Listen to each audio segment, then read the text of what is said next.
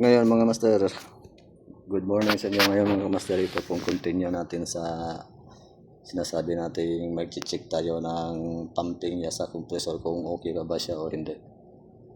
Okay mga master, let's go.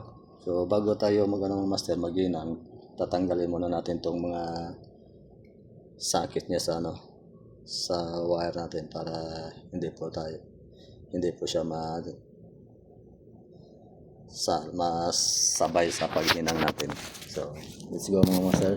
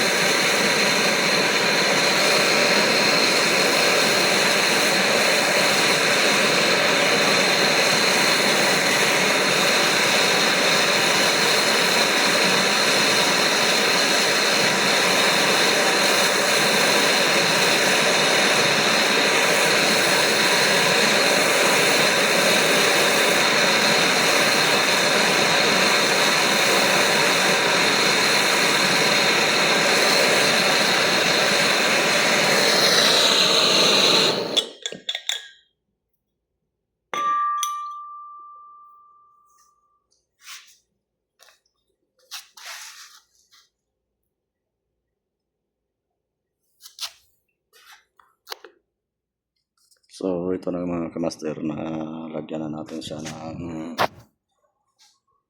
discharge line. So check natin yung pumping niya nito mga master, kung gagana, kung okay ka ba yung pumping niya. So palamigin lang natin siya ng konti kasi mainit pa. Kukuha lang tayo ng tubig.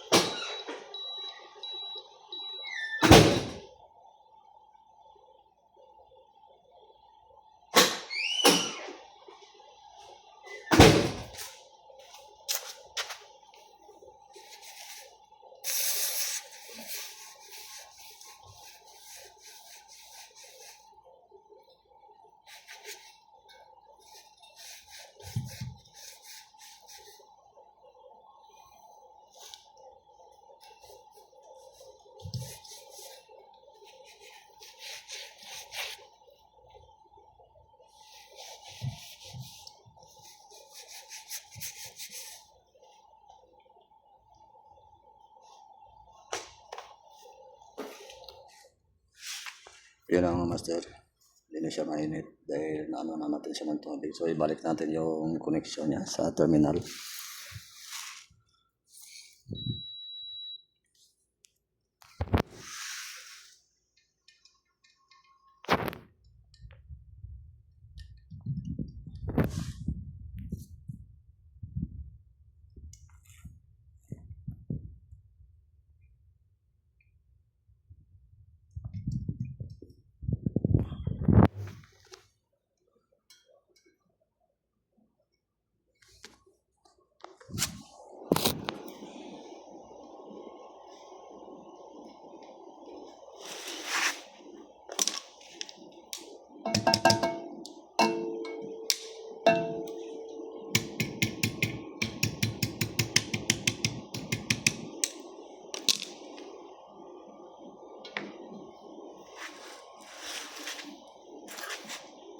So pag naglagay kayo ng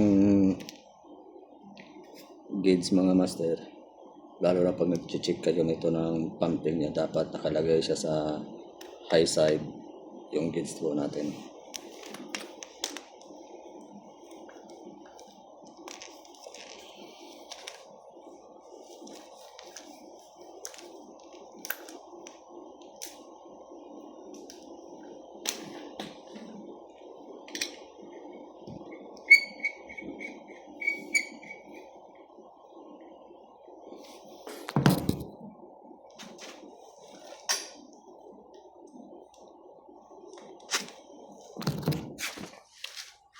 Ito na po mga kamaster, naka po tayo, nakasit up na po tayo kung paano po natin i-check yung pumping niya, kung okay ka ba siya o hindi. Basta ang anuhin nyo lang, dapat nakasarado yung gauge natin para hindi siya magano yung pressure niya, hindi matatapon, kaya maano natin yung reading ng gauge kung ilang PSI ang maabot niya. Dapat ito kasi mga master, ang pag-ano natin ito ng reading natin sa PSI, kung good pa yung si pumping ng compressor natin, is aabot po siya ng 450 or 500. Pero pag hindi siya aabot ng 400 plus or nasa 350 lang siya, so ibig sabihin yan, ano na po yung compressor natin, tapos compression na kailangan naka 400 plus po siya. So iyon po natin mga master.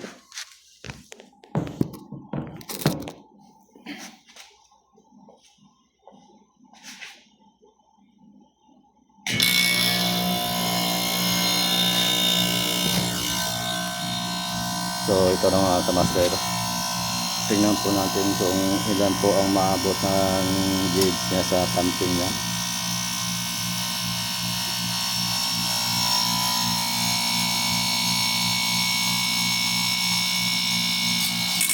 PSI, so yun, kita na natin. Press natin. Yun mga kamaster, umabot na siya ng 300 PSI na gano'n na yung ano ng compressor natin. nagiba na yung tunog. So, ibig sabihin, loss compression na talaga siya. Tapos, ang bilis bumaba ng gauge niya. Tingnan yung mga master, pababa siya ng pababa kaagad. Yan ang pag-check natin ng loss compression sa compressor. Ang normal kasi nitong compressor mga master, pag okay pa yung compressor po natin, kapag nakuha niya na yung mga 450 PSI, pagpatay mo ng supply niyan, itong gauge natin, yung range natin sa gauge, hindi po ito bababa ng mabilis. Unti-unti po siyang bababa. Samantala ngayon, ilang seconds pa lang, ubos na agad. Nasa zero na siya. Loss compression po yung pumping ng natin ng compressor. So yan lang mga kamaster. So lalo dyan sa mga beginning natin mga technician, sana na kuhaan nyo rin ang idea tong actual po sa pag-check ng compressor. So yan lang po, pag nagustuhan yung actual po natin sa pag ng loss compression, so paki-subscribe at saka share na rin, saka kung nagustuhan nyo, paki-share na rin para makita rin ang ibang mga bago nating mga technician. Okay mga master, ingat po tayo lagi.